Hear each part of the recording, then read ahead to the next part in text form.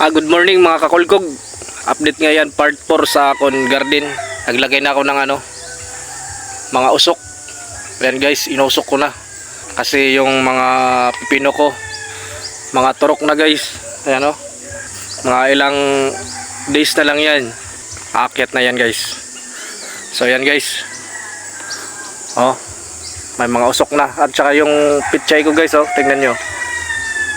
Na sarodot na yung mga dot-dot ng pichay ko. Ayan na guys, diba? Bale ito na guys. Yan Tsaka ito yung mga pipino ko. Pipino. 4 days pa lang yan guys. 4 days.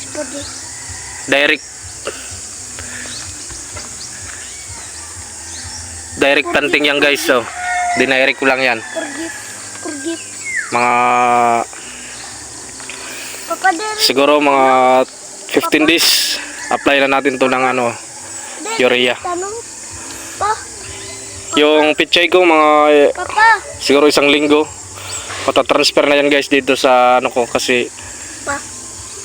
yung pipino ko aakyat na yan kasi madali lang yung pipino, 45 days lang yan. Tsaka itong pichay guys, madali lang to. 45 days lang dito. Yan guys Bali ang nakuha ko pala ng mga poste guys, mga usok na sa 40 pieces. Sa malayo na sa kagurangan guys. Tsaka itong mga bagakay ko, mga kawayan, kulang pa to guys kasi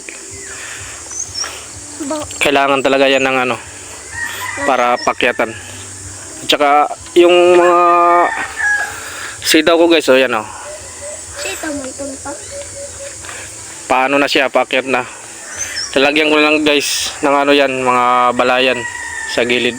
So yun lang mga kakulkog. Abangan nyo yung ko sa sunod na mga update sa about sa garden ko. So God bless you all. Follow and share.